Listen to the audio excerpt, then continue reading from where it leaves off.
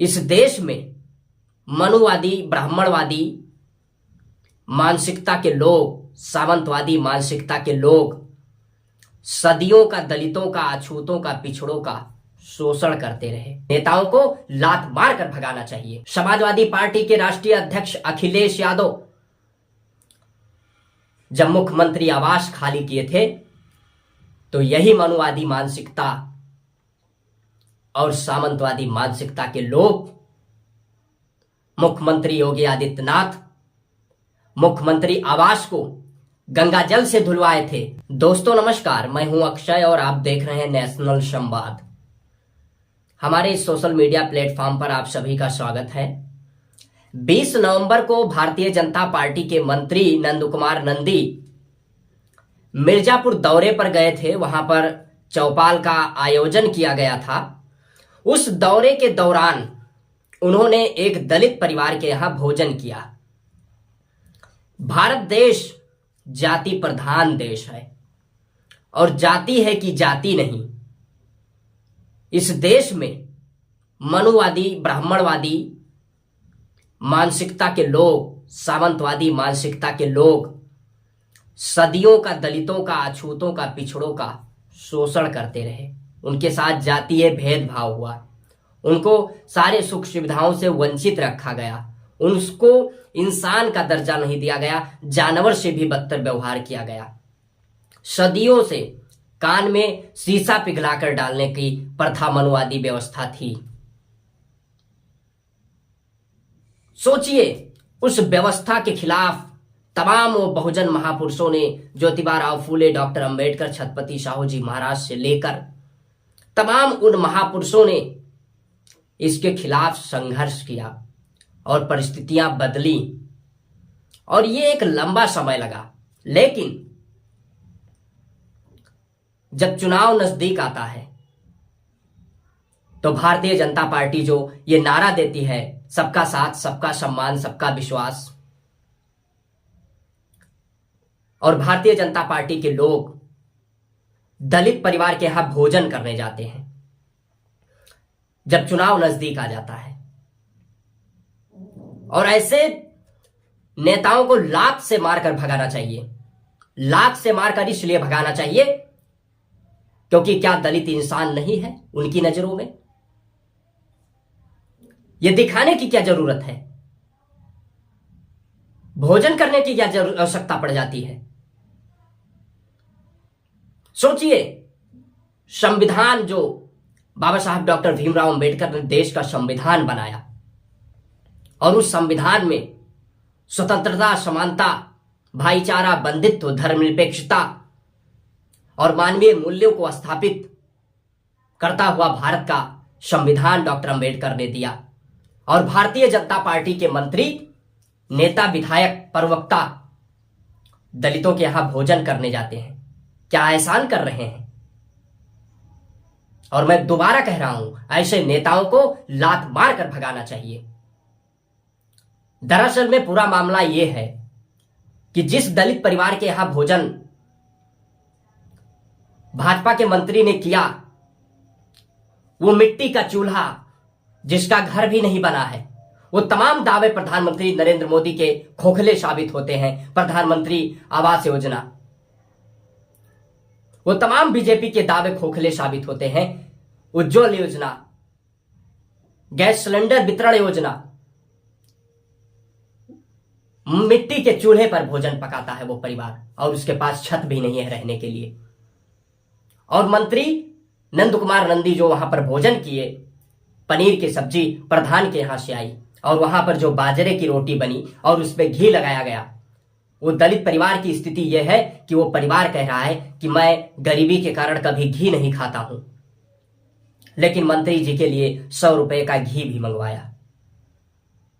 सबसे बड़ी बात यह है कि उस परिवार के पास राशन कार्ड तक भी नहीं बना है। सोचिए, ये स्थिति है, ये है देश की सच्चाई और भारतीय जनता पार्टी का खोखला दावा और वादा। ऐसे मनुवादी मानसिकता के लोग, सामंतवादी मानसिकता के लोग दलितों का वोट लेने के लिए दलित के यहां भोजन करने जाते हैं। एहसान करने जाते हैं। जब दलित समाज का वोट लेना होता है तब वो इंसान नजर आते हैं, लेकिन जब उनके साथ मानवीय मूल्यों के साथ व्यवहार करना होता है तो जानवर से बदतर व्यवहार किया जाता है। आज भी मनुवादी मानसिकता और सामंतवादी मानसिकता का ये उदाहरण है। समाजवादी पार्टी के राष्ट्रीय अध्यक्ष अखिलेश यादव ने ट्वीट किया है, उसको मैं पढ़ना चाहूंगा। उन्होंने लिखा है, भाजपाई मंत्री ऊंट की खोज में, दलित के घर दिखावटी भोज में। एक दलित के घर बाहर से मंगवाई गई सब्जी, घी आदि को लाकर और फोटो खिंचाकर झूठा दलित प्रेम दिखाने वाले भाजपा के मंत्री जी अपने पीछे शिकायत भरी आशाएं छोड़ गए हैं। मंत्री जी उस गरीब परिवार का काम कम से कम राशन कार्ड ही बनवा देते। चलो 1 महीने का वक्त देता हूं, बनवा दें, नहीं तो ये काम सपा के कार्यकर्ता करवा देंगे। और वादा है जब वह राशन कार्ड बन जाएगा तो उसकी फोटो यहां पर जरूर डालेंगे। मंत्री नंद गोपाल नंदी को शर्म आनी चाहिए, चुल्लू भर पानी में डूब मरना चाहिए। सोच सकते हैं वो मनुवादी व्यवस्था, सामंतवादी व्यवस्था, समाजवादी पार्टी के राष्ट्रीय अध्यक्ष अखिलेश यादव जब मुख्यमंत्री आवास खाली किए थे तो यही मनुवादी मानसिकता और सामंतवादी मानसिकता के लोग मुख्यमंत्री योगी आदित्यनाथ मुख्यमंत्री आवास को गंगा जल से धुलवाए थे और पंडुचेरी के पंडितों को बुलाकर उसको पवित्र करवाने का काम किए थे। सोचिए, अखिलेश यादव जो बहुजनों के नायक के रूप में देखे जा रहे हैं, जननायक के रूप में उभर रहे हैं, और अखिलेश यादव ने कहा कि हमें जब एहसास हुआ कि मैं पिछड़ा हूं, जब भारतीय जनता पार्टी के लोगों ने मुख्यमंत्री आवास को धुलवाया। सोचिए, अखिलेश यादव खुद स्वयं मुख्यमंत्री रहे हों, कई बार के सांसद रहे हों, और उनके पिताजी देश के रक्षा मंत्री मुलायम सिंह यादव जी रहे हों, 3 बार उत्तर प्रदेश के मुख्यमंत्री रहे हों, कैबिनेट मंत्री रहे हों, कई बार के विधानसभा लोकसभा के सदस्य रहे हों।